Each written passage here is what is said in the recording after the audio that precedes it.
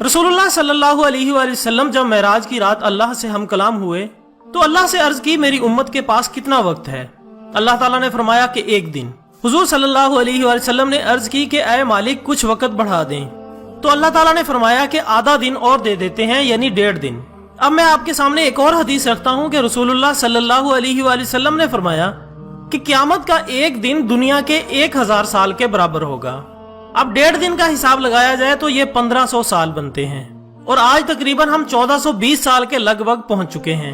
बाज और अहादीस में ज्यादा दिन भी हैं, लेकिन मैंने एक आला दर्जे के मुफ्ती की जुबान से ये सुना है कि आज से 70 साल बाद क़यामत के आसार मुकम्मल हो जाएंगे। अब बेहतर इल्म तो अल्लाह ताला की जात को ही है।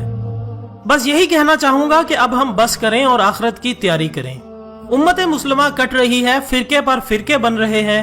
हुजूर सल्लल्लाहु अलैहि वसल्लम की अहले बैत और हुजूर के सहाबा को माज़अल्लाह अस्तगफिरुल्लाह बुरा